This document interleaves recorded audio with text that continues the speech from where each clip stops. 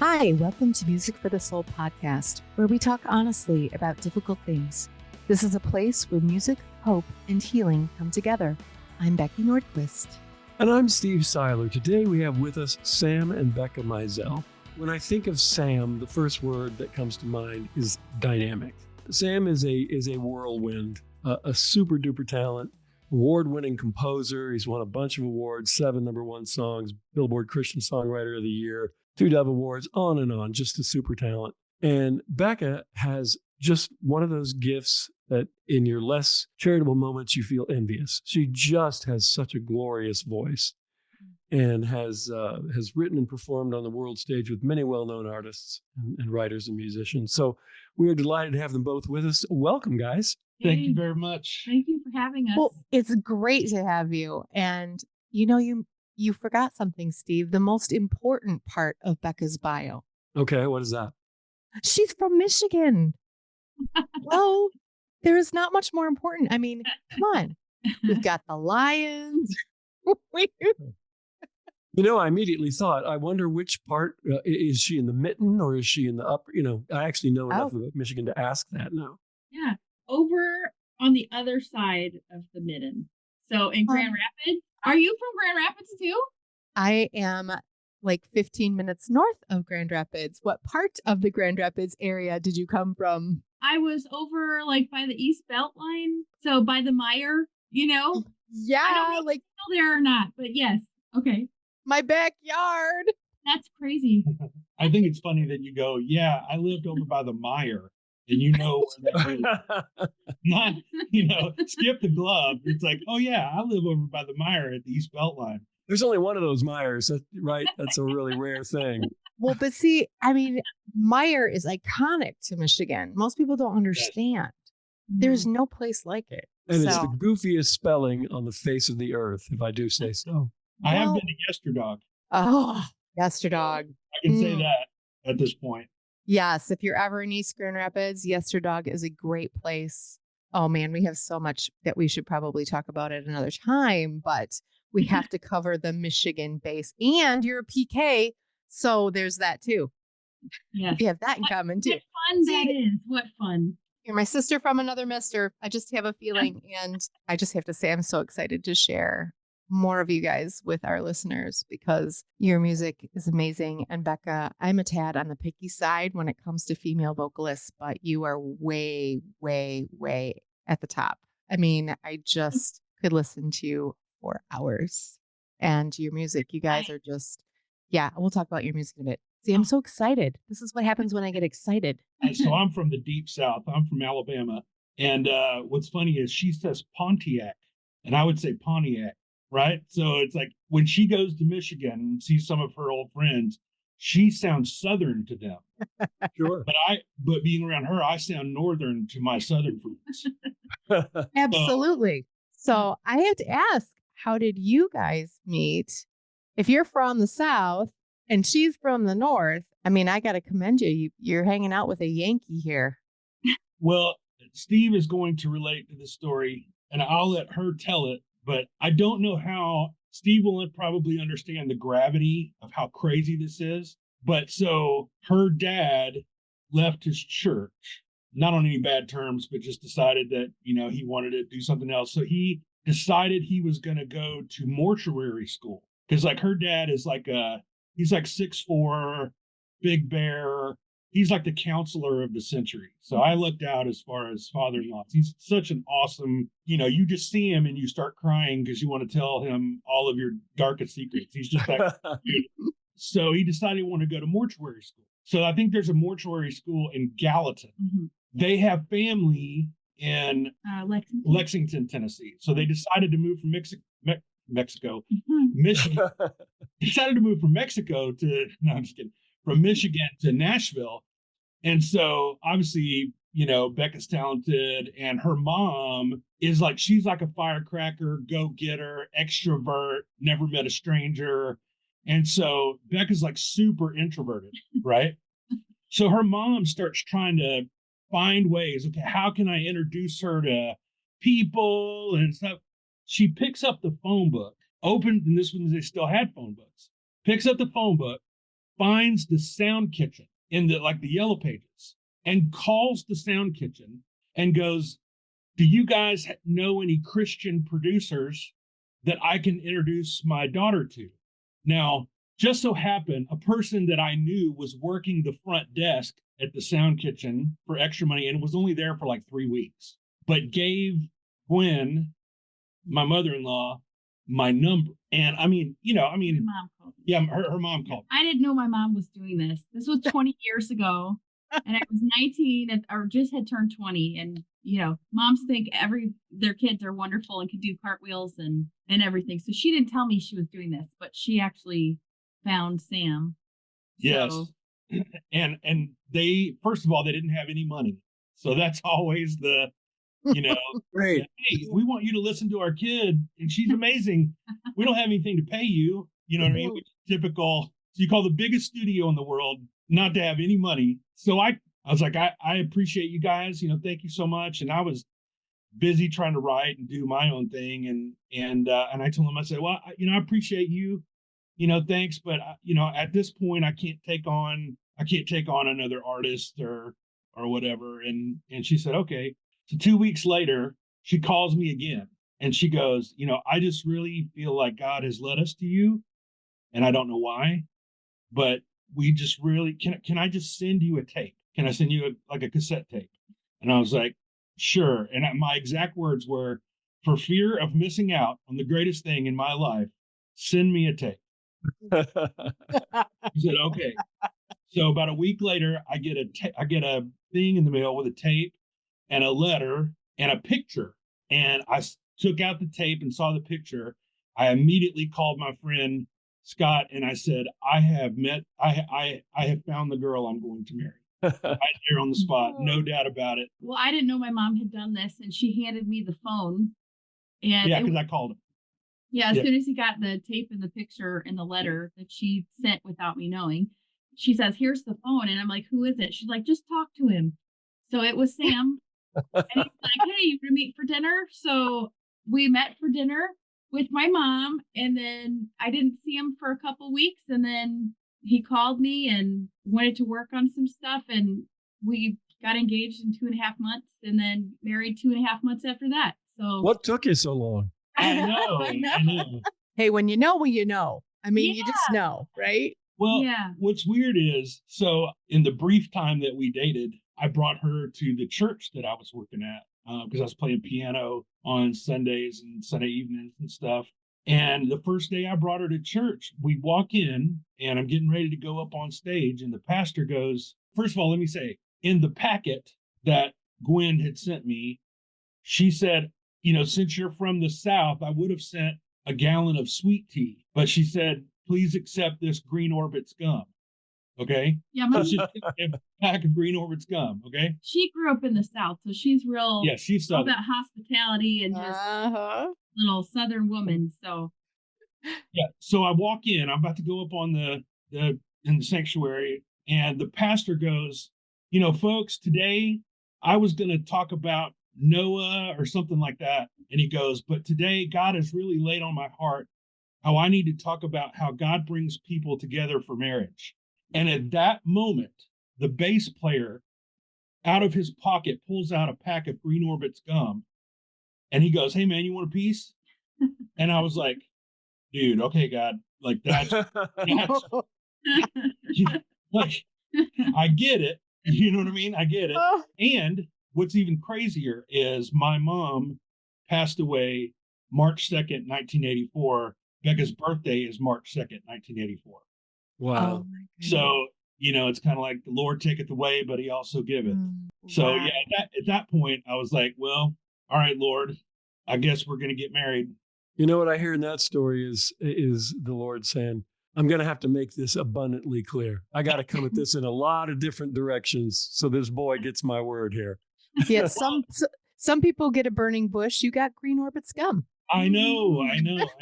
Well, what's crazy is I had prayed before I met her, like a couple weeks before I met her, because I was like 30 years old and I was a typical music bachelor.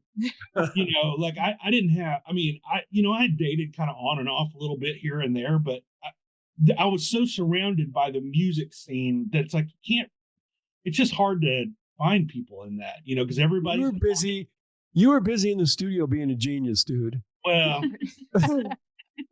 I had prayed to the Lord. I said, Lord, if you want me to be a bachelor the rest of my life, then I'll do that. I said, if I'm going to find somebody, it's only going to be because of you bringing them to me. You know what I mean? I said, I'm going to try to, because I had struck out on a couple things, and little did I know. Well, thank you so much for sharing that story. That is so beautiful. I love it. So beautiful.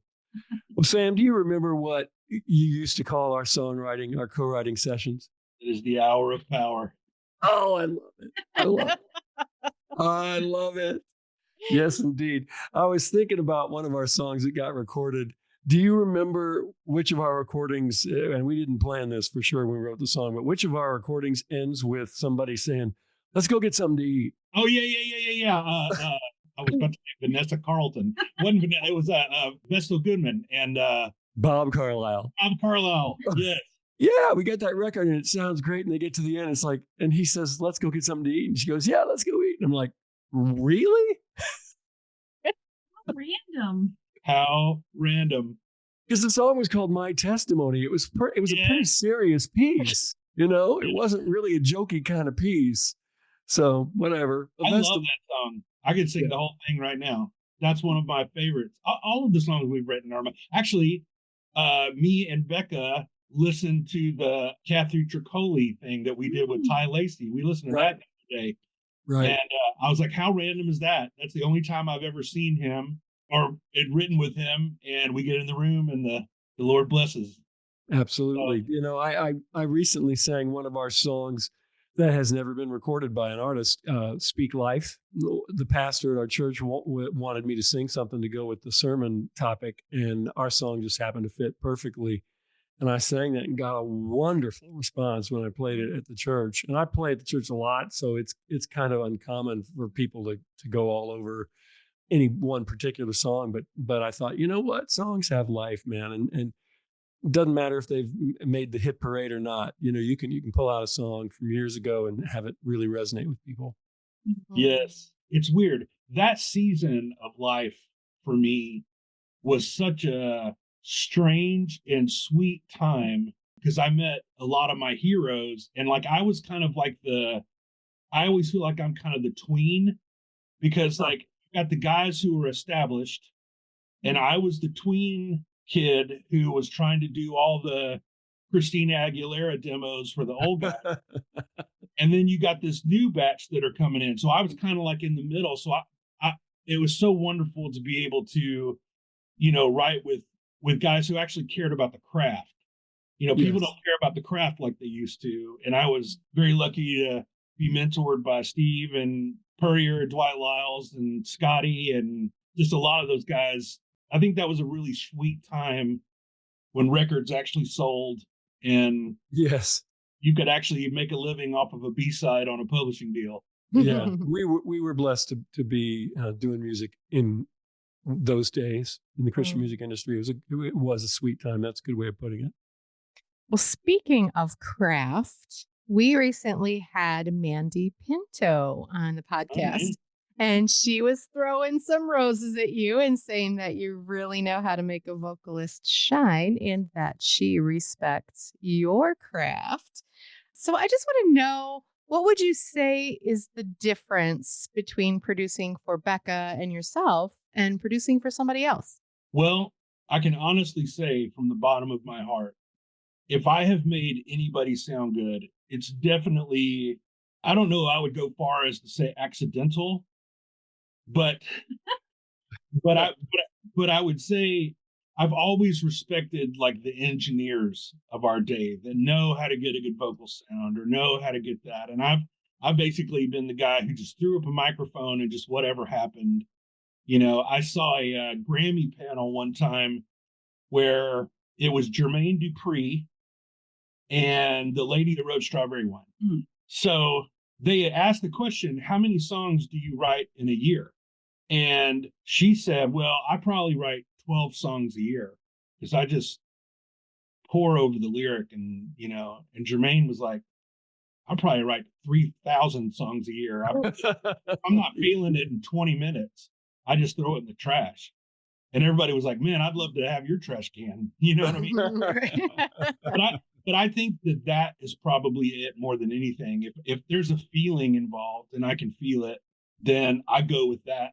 I'm not a technical person. I love the new AI plugins that they have, because you can just throw it up and it already sounds amazing. You don't have to. Some guys, I had a friend of mine that would probably spend 3 days on a snare sound.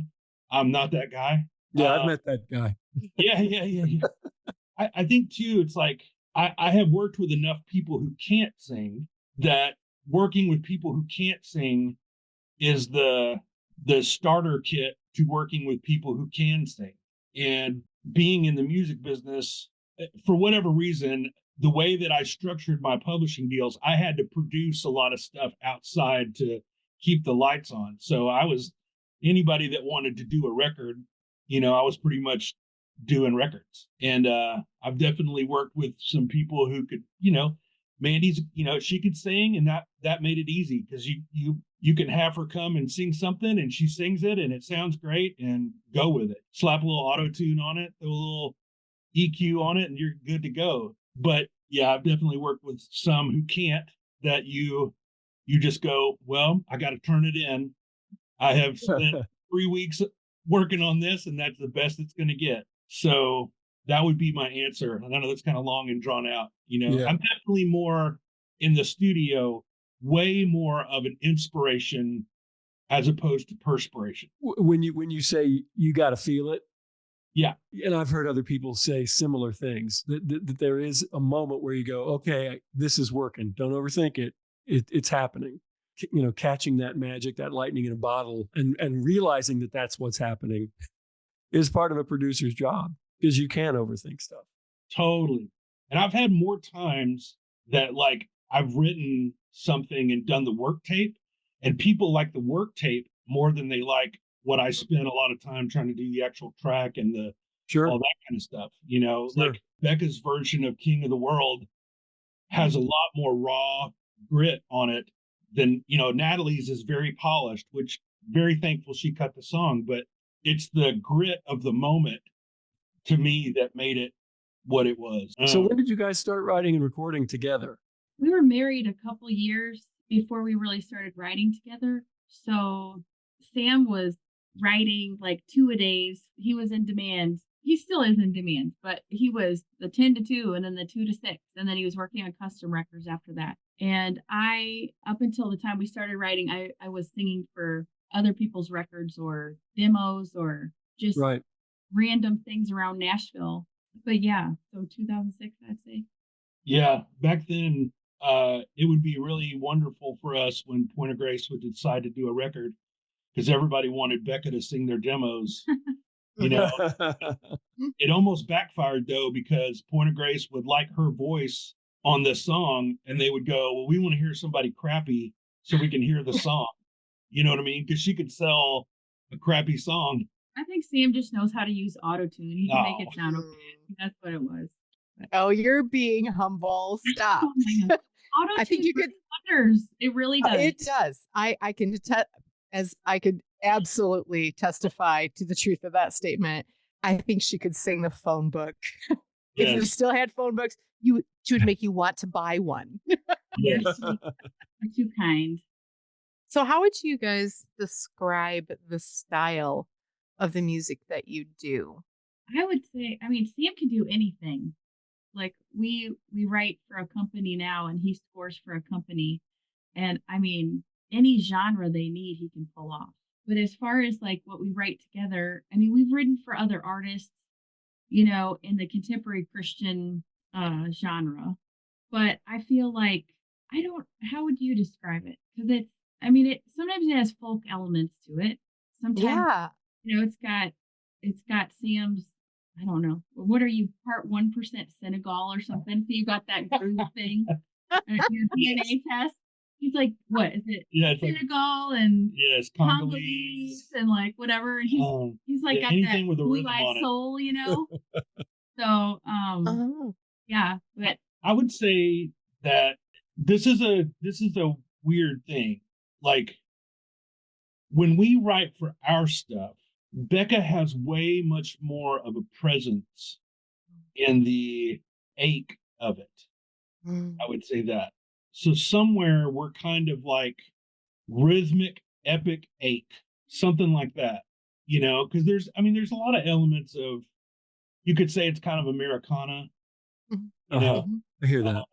but with me being such a pop person, it kind of comes out epic-y. Everything has to have strings and all the crazy stuff on it. So that, I would say there's definitely an element of folk in it, Mhm. I mean, when we put stuff up on TuneCore, we put Americana. Mhm. I don't know if it would fit in the, because it's more kind of poppy, but it's more kind of achy. So it's kind of like in that soul land, I would say, soul is in Yeah. heart.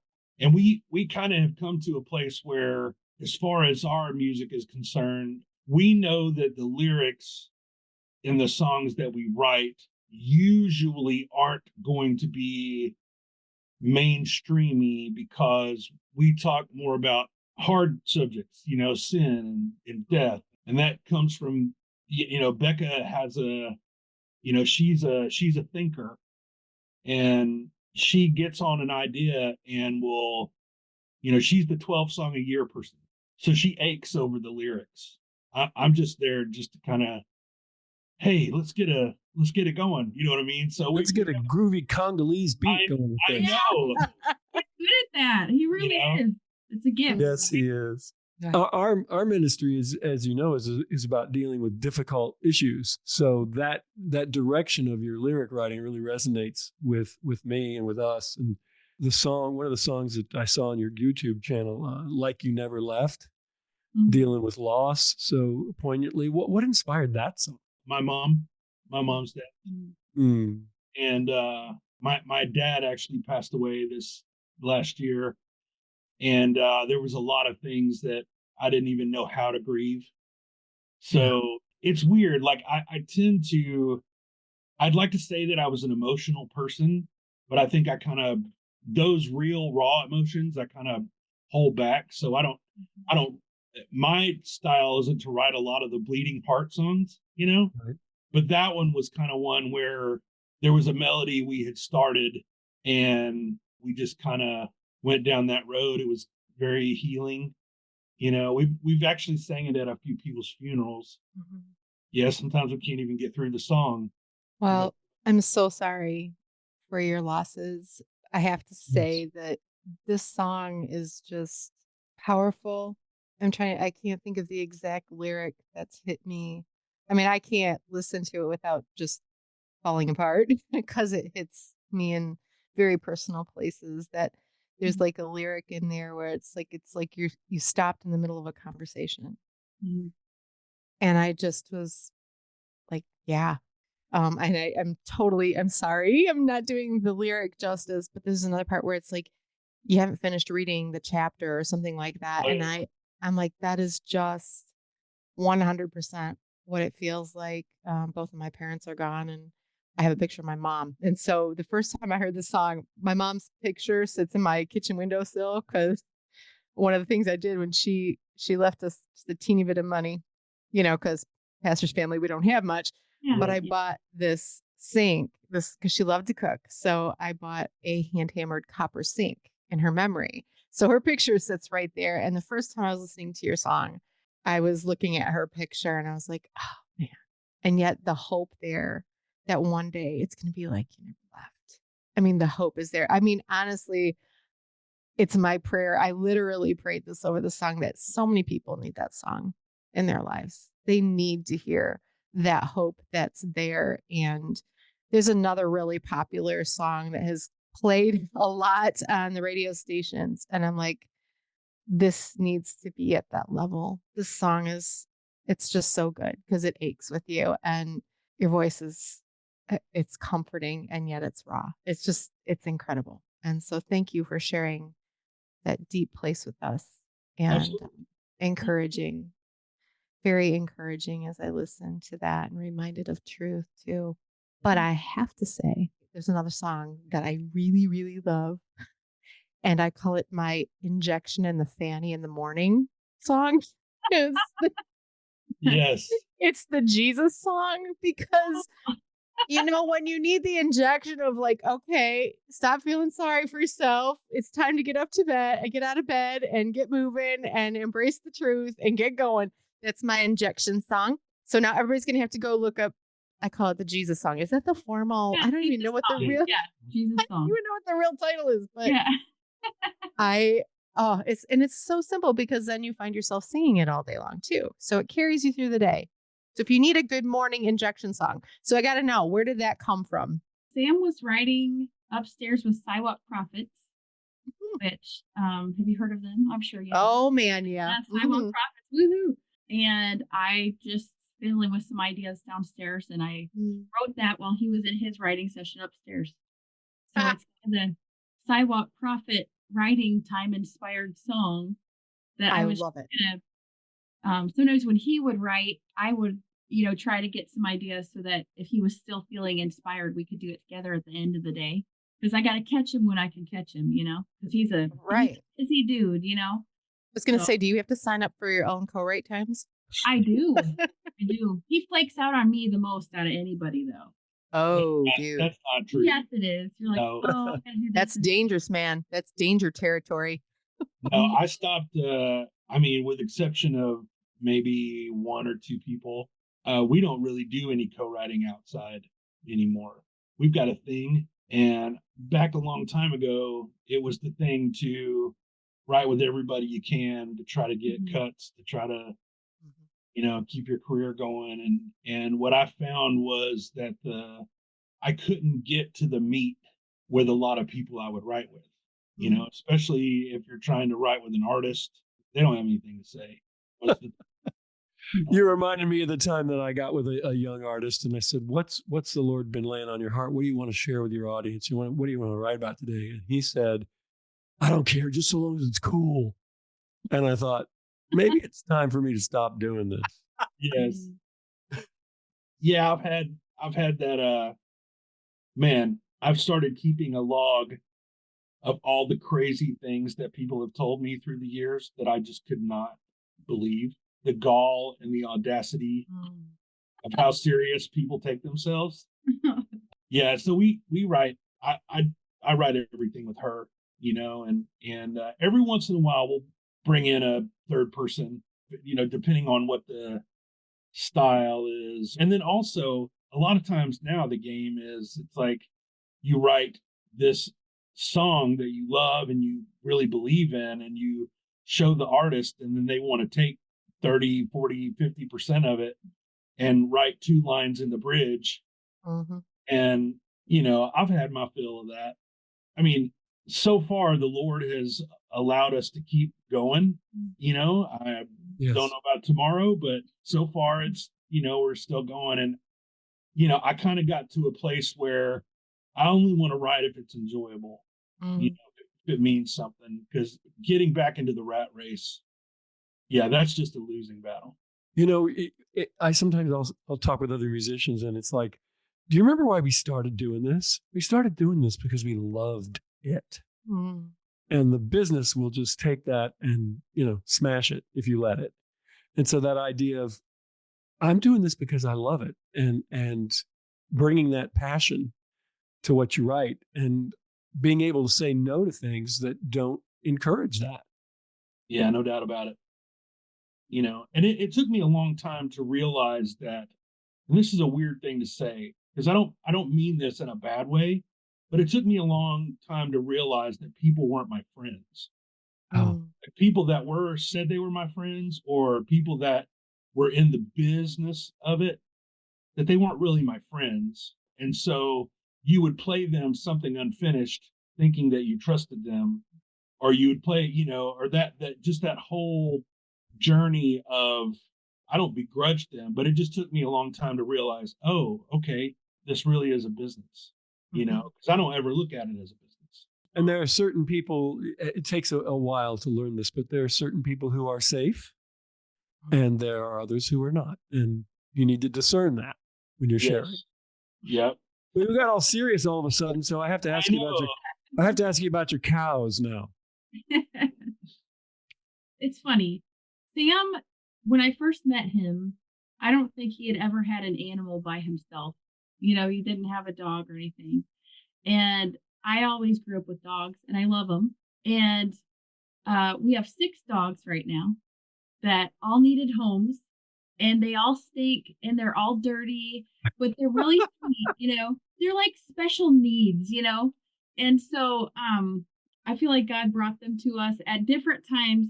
And it's funny because their favorite person is Sam.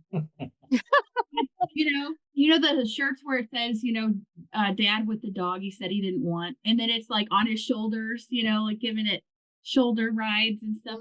But yeah, so me and we have 2 daughters. Winter is 14 and Maisie is 13. And Winter really wants a horse, but she settled for some Highland cows. And Maisie loves Highland cows, and so we got 2 little ones. They're minis, and so there's Banjo Willie, he's the big black one, and then Burl Ives is the other one, and he's I love that. Yeah, the girls pick the names, so yeah, but they love bread, they love grain, they love honey buns, they love donuts. So and cows after my own heart. Yeah. And they're real sweet. They let you pet them and they'll like lay their big heads on your shoulders and just want you to pet them. And so they like Sam a lot too. He's afraid of them, so he doesn't go out in the field with them. But the girls are like cowgirls. They can tell them, hey, you get your body in line, I was gonna say, we used to have an earless goat, and I used to talk about her on interviews and stuff. And she was like a dog. She figured out how to get out of the paddock. She was a nanny goat for one of the horses that I took in as a rescue. And so when the horse passed away, we kept the goat, obviously. And she would literally follow us around the yard. Like, she was big, not a little goat. She was a big goat with no ears. She was the strangest looking goat. But yeah, it's funny how they grow on you, these odd animals that you didn't expect to have one day. Yeah, for sure. My wife loves barnyard animals, especially the sounds they make. And her thing now in the morning when she wakes up and she wants a cup of coffee is she makes goat noises. So I'm in the kitchen and I hear, and I know it's time to make the coffee. I was expecting a rooster. I wasn't expecting a goat noise. That Meredith, she's a talented one. That's awesome. So I've got to know, I don't know who wants to go first here, but Sam, I want to know from you when you started writing, and same thing with Becca, but I also want to ask Becca when she knew that singing was a thing for her. Okay, so just so you know, I am the extrovert of the family. And she's no. And really? What's crazy is, like, okay, so you got all the stereotypes of the dudes who like, oh, why don't you go first? You know what I mean? Or, why don't you do this? And she's like, just go first. I'm like, okay. Yeah, I hold the door open for Sam, so he has to go in first because I'm always like, I want to be behind somebody, Yes. My spiritual gift, I guess. For me, I don't know if I ever had a time when I didn't do some kind of music. My sister says that my first song I ever wrote was me banging on the black keys, screaming "Motorcycle Man" when I was like 3 years old. I remember a song I wrote in 8th grade called "On the Bayou," and the lyrics were, "On the bayou, it will make your dreams come true." Where I got that lyric, I'm not really sure because I had never been to the bayou, but obviously, and it's just kind of always been a part. I was in a number of bands and had a friend of mine that I sang with a lot, and it really kind of took off. And I've always written songs, but it really kind of took off in college was when, it became less of a hobby and more of a thing, because me and my friend would travel around to all these youth things, and we got compared to East to West a lot because it was two dudes with keyboards and the whole thing, but we would write our own songs. And, after college we toured and I ended up getting my first cut on a guy's record named Chris Rice. I love Chris Rice. Yes. Which one? Wait, I gotta know now. Okay, so it's called Sam's Song. It's on his first record called Deep Enough to Dream. Oh my word, you're kidding. Yes. So a friend of mine, I went to Union University in Jackson, Tennessee, Mhm. and Chris went there. He Oh was my older goodness. than me, but he was like a generation older than me. And like the people that were sophomores and freshmen when he was a senior were seniors and stuff when I was a freshman. Mhm. So, there was a lot of connection there. And then after college, he got a record deal with Rocketown.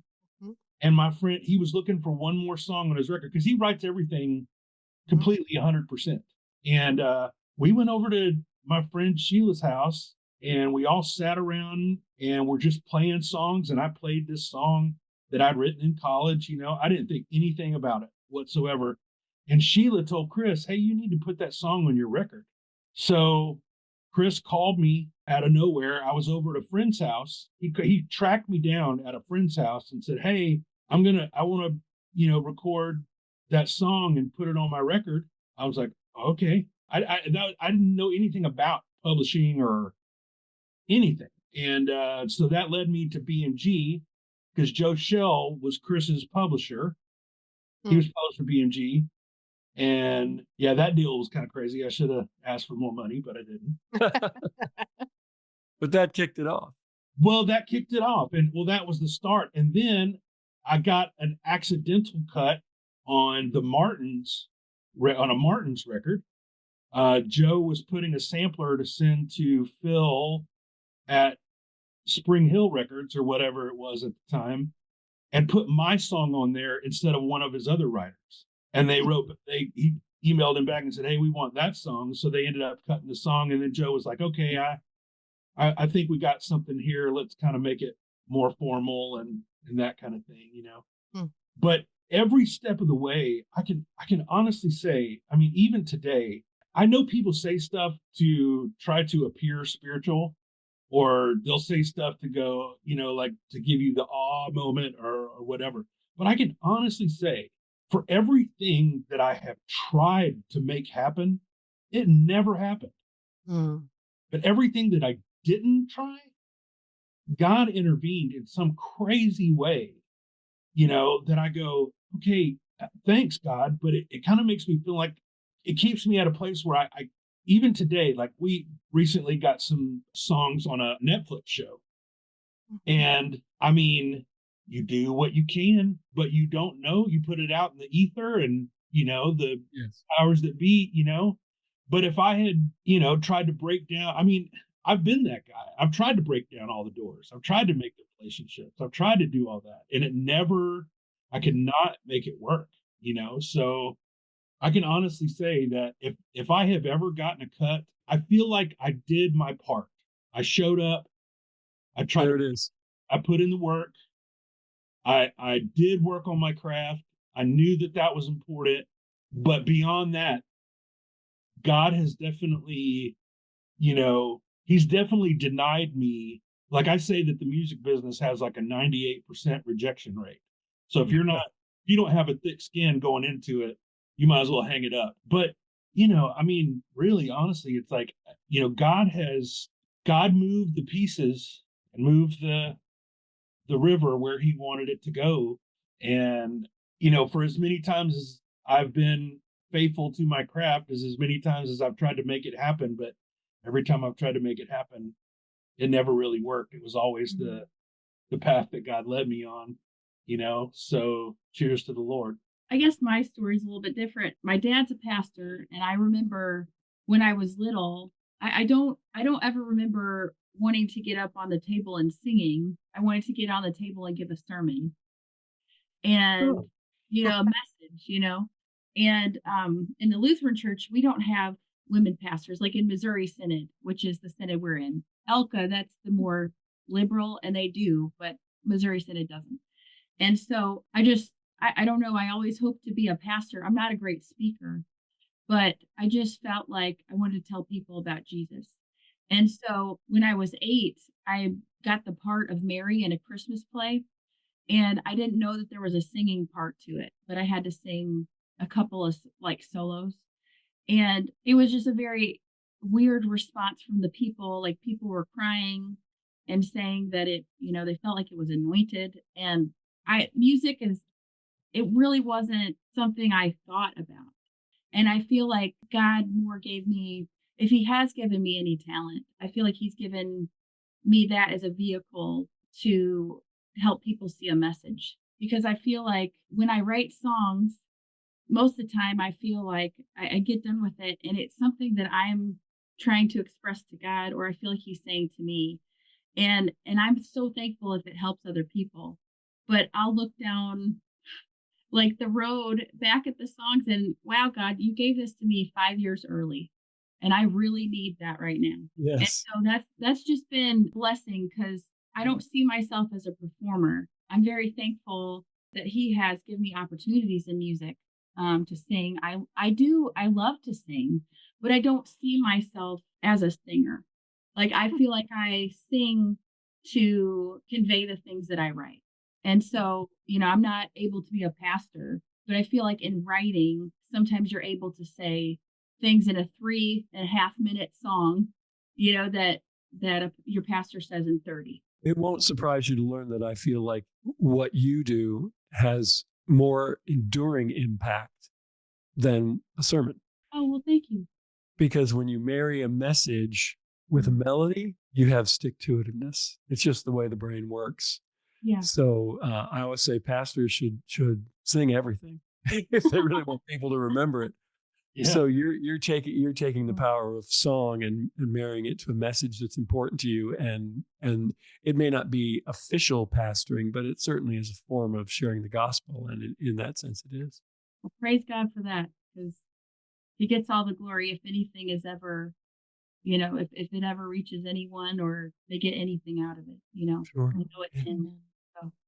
I will say I have been able to realize the fruit of God putting me and Becca together because I'm unashamed to play people's songs. And if you could believe this, Becca it's not a priority for her, for anyone to hear her songs. Like she could write a song and it doesn't matter if anybody hears it. And I hear it and my mouth is on the floor. And I'm like, man, I've got to show somebody that. Sure. And I mean, there's songs that she has in her catalog that I'm like, she wrote this song. The song that I first heard when I heard the tape was a song called "You Dream in Colors," and she hates that song. But the melody was so crazy, and I was so struck by it. And she'll go, "Oh no, I don't want anybody to hear that." But I'm like, dude, that's the jam. You know what I mean? That's the jelly on the biscuit right there. He loves me. He has to say that. No, it's Yeah. I want to say this one thing as far as her writing. There have been obviously when you're married to someone, or it's like, oh well, I'll just tell this story. I had been at a writing session and I came home and I walked in the door and Becca had written while I was gone King of the World. I hadn't written the bridge. Well, she hadn't written the bridge. So the fact that my name is on it is not, I didn't write the song. Sam adds magic to everything. No. He does. But she played me that song. I walked in the door. She said, "Hey, I have something to play you." And it's crazy when your spouse that you see every day. And I mean, I love my wife. I truly love my wife. But when they can do something that is not human. And I remember just sitting there. She played me the song, and I just had to sit there and go, "Okay, I got to get this out there."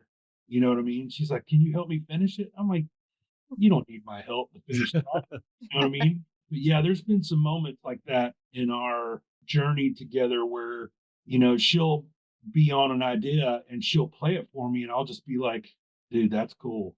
That's real cool." Well, we need to tell everybody that you guys have a YouTube channel where they can hear the songs we've talked about and a whole bunch more that we haven't talked about. And I think simply searching Sam and Becca Mizell, Mizell, and YouTube will pull that up for you, because I know the link, but I'm not going to read all that alphabet soup. That would not be helpful. Yeah. Or if you want to add them to your playlist, I Yes. personally have them on my iTunes Apple playlist, and there are incredible songs. And yeah, you will be blessed. Thank you so much for being with us today and sharing your gifts with us over the years and through incredible songs that we've been blessed by. Just who you guys are. It's been a treat to just kind of hang out with you today and hear about the cows and the girls and Michigan and all that good stuff. And we just really appreciate you and all that you do. Thank you. Oh man, thank you. Thank you. Thanks for having us. If you enjoyed the discussion today, please share it with a friend and give us a positive review on iTunes. And please visit our website, musicforthesoul.org, where you can stream or download every song in our catalog, read our lyrics, our healing music guide, our blog posts, and much more. Thank you so much for listening. God bless.